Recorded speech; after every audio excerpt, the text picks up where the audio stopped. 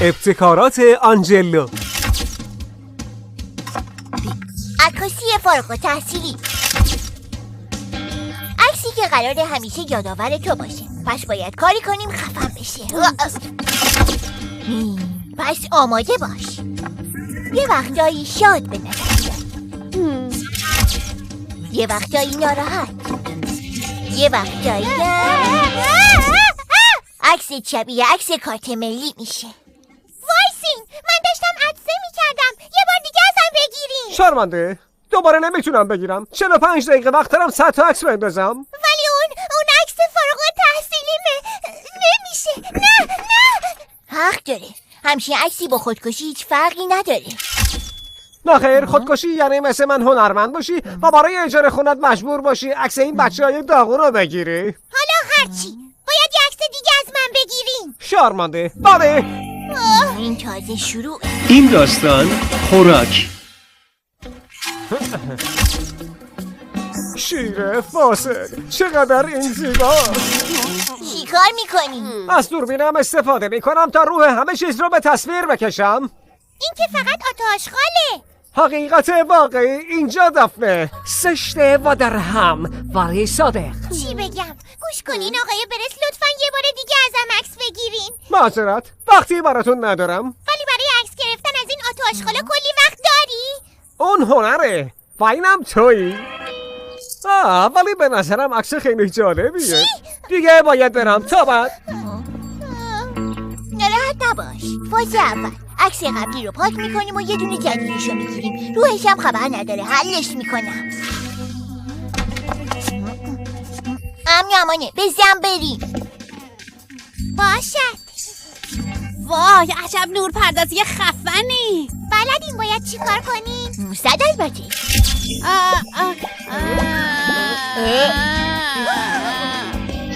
برس داره میاد.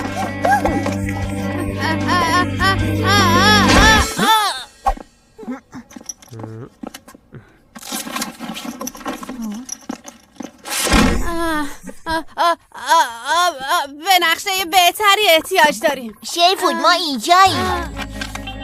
میگم خانم پلا مسئول نمایش هنری امسال نیست؟ فکر کنم. عالیه. فاز دوم، قدم اول. از خانم پلا میخوام اجازه بده واسه این که چی بره تو نمایش کمکش کنم. به نظرت میذاره؟ از خودشم باشه. نه خانم شما که میدونین من عاشق هنرم. بعدشم اگه واسه دانش آموزاست چرا ما انتخاب نکنیم که چی بره برای این نمایش؟ باشه قبوله. از الان رسما تو سرپرست این کار هستی. قدم دوم، از قدرتی که به عنوان دانش آموز سرپرست دارم استفاده میکنم و به آقای برس میگم که دوباره ازت عکس بگیره. اگه آقای برس نخواد تو نمایش باشه چی؟ احتمالاً نخواد. منم بهش میگم نمیتونه تو نمایش باشه. چی؟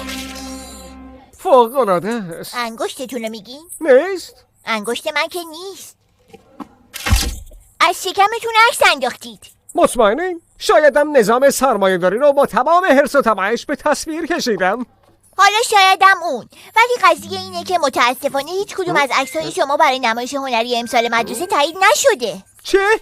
من که اصلا تو اون نمایش دوزاری شرکت نکردم. شانس آوردید وگرنه اصلا قبول نمیشد. قبول نمیشدم؟ منظورت چیه؟ حالا سرپرستش کی هست؟ منم، اینم کارتم.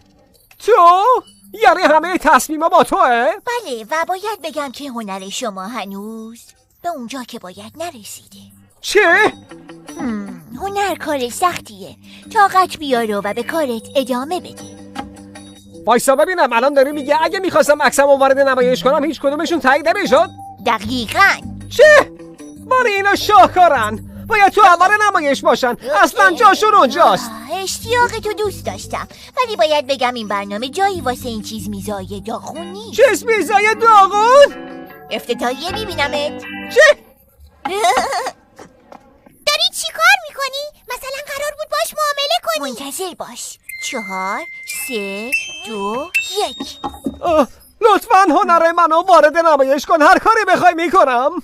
خوب، قرارمون اینه از لولا دوباره عکس بگیر و بعدش هم یه چیز به درد بخور بفرست که وارد نمایشش کنم. قبوله؟ بله، ممنونم.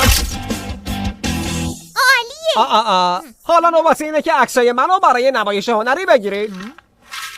عکس جدیدم که مثل یه خلوچل به نظر بیام نجاتم دادی.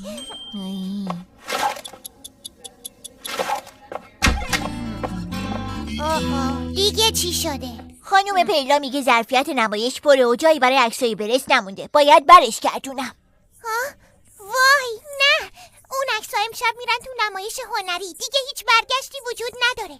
آنجلو هیچ کس نباید عکس عتیقمو ببینه. خیلی خوب، چطوری بریم تو؟ چیزی به ذهنت نمیاد؟ خیلی تو چی شروع؟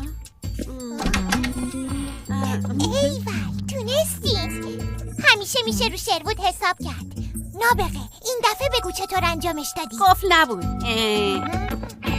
نبوغ خالص. این تابلوییه که توجه ها رو جلب میکنه.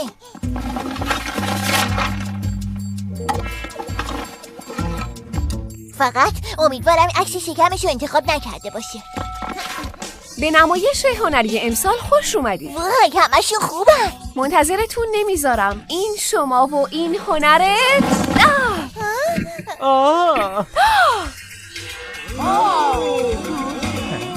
این فوق‌العاده است. از بس خندیدم گریم گرفته. بله خوب ممنونم. من میدونستم که این کار بی‌نظیره. نه نام این اثر هست عطسه.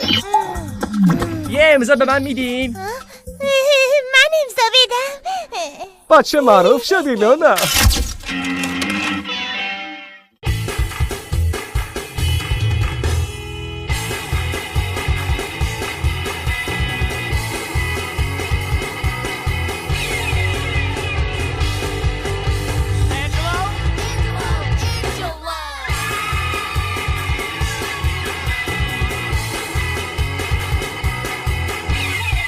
Perfect plan with a perfect end.